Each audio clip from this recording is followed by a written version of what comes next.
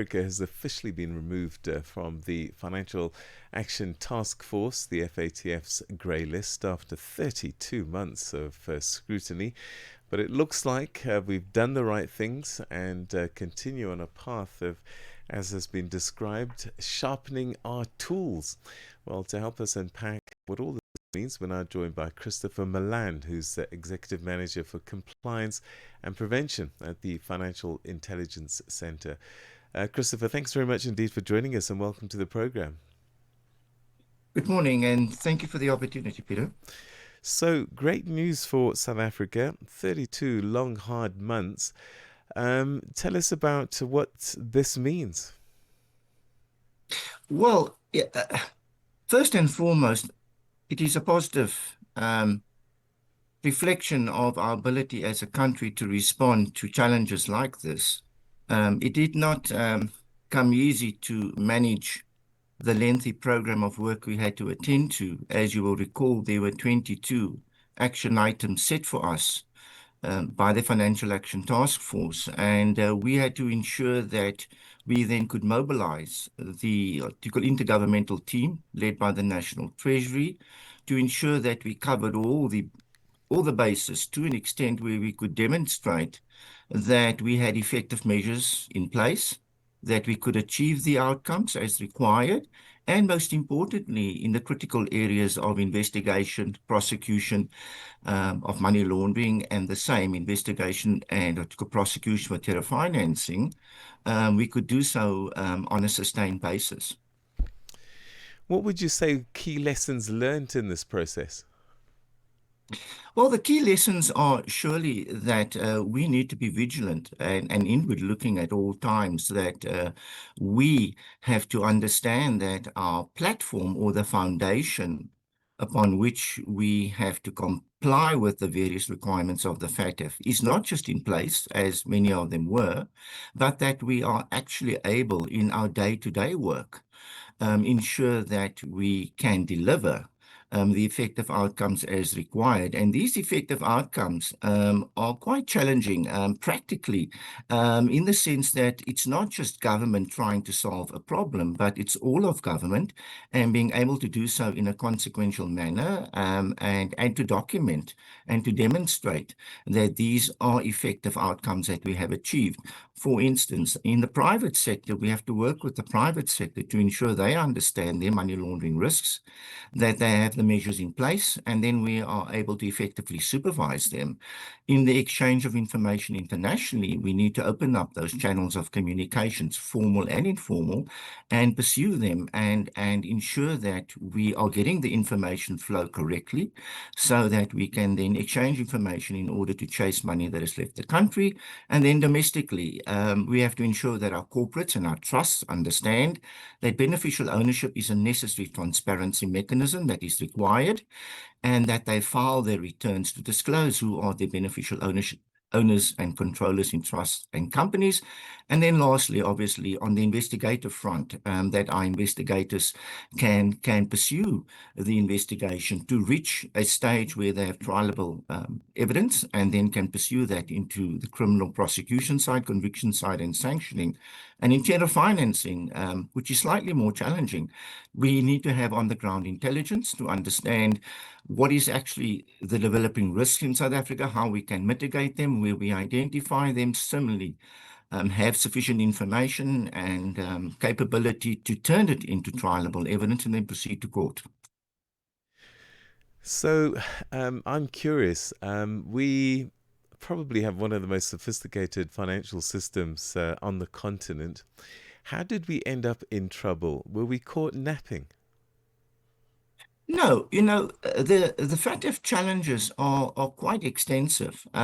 We believed at the point in time when, if we're talking about the system being in place, yes, there's been the state capture and there's been the denuding and the rendering of ineffectiveness amongst key state institutions. But if we think about what we've been able to have in place at that point in time, the issue was that at the end of the day, the private sector was doing to an extent their share of the work. They were sending the intelligence and reports to the FIC. The FIC was analyzing that and moving it then on to law enforcement, where the emphasis was placed was that the utilization of that intelligence was not on par. And that was because obviously those institutions had challenges of their own. And then that manifested itself in the money laundering investigations and terror financing investigations space. So yes, in a sense, we could have been much better than what we were. But at that point in time, the system was working, but obviously the effectiveness of the system was in question. So the building blocks were largely in place. The effectiveness was lacking. It sounds and seems that partnerships across government, regulators, and private sector were key to reaching this outcome. Do you want to describe maybe how the FIC worked with law enforcement, financial institutions, and other stakeholders to help us reach this milestone? Yes, the FIC plays in many senses a cardinal fulcrum role in the entire anti-money laundering regime. In the sense, if you think of us as being at the center, on the left-hand side, we have private sector sending us information. And that information we have to analyze and make sense of, and then turn it into particularly investigative responses, whether reactive or proactive. We then at the center, then we move it on to the right-hand side, which is the investigative side. And on the investigative side, obviously, we need to have the relationships with the investigators to ensure that they are able, first and foremost, to understand what we've sent to them, to work with them, to unpack what they then need to do, to follow up in the actual investigative field. They then can send us questions or further areas for clarification. We then can go back and analyze that and go back even to the private sector to ask for further information. So from the perspective of law enforcement, what we've been able to do is to strengthen that relationship and that interaction between the FIC and investigators to ensure that they were indeed able to take what we had sent them to start to work it and to make sense of it, and then to start compiling trialable matters, and that then can move into the prosecution phase. On the private sector, yes, we had to work exceptionally hard with the industries, in particular the estate agent and the legal practitioners, and we thank them for what they've been able to do. And yes, we had to prompt them, but at the end of the day, they came on board. They gave us, or the institutions gave us the level of information to a certain level, which enabled us to cross the bar, and then to interpret that and to make sense of it so we can then apply it in our supervisory responses. And very briefly, looking ahead, the next mutual evaluation by the FATF is scheduled for 26-27. What are your top priorities for the FIC between now and then?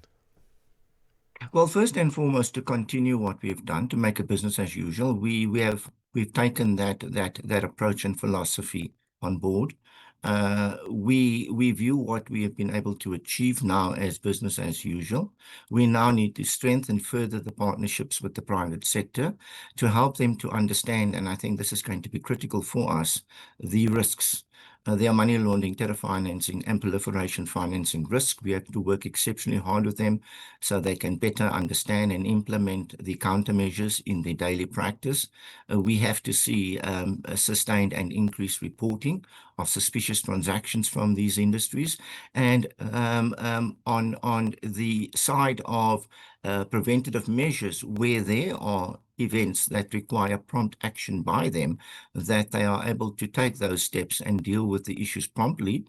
On the law enforcement side, we will continue to work very closely with the investigative and the law enforcement agencies. And in particular, we've now added a new capability that we have, our forensic.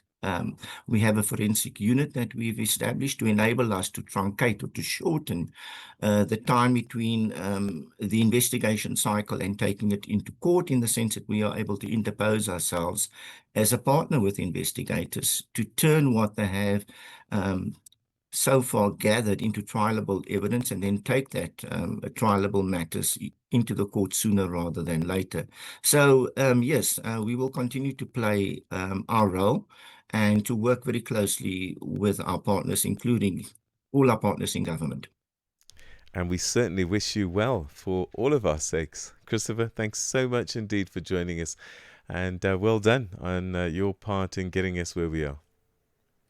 Thank you so much. And we are all very proud of what we've achieved. Thank you. Wonderful. That's Christopher Malan, Executive Manager for Compliance Prevention at the Financial Intelligence Centre, as South Africa is now officially off that grey list. Your morning companion with the story.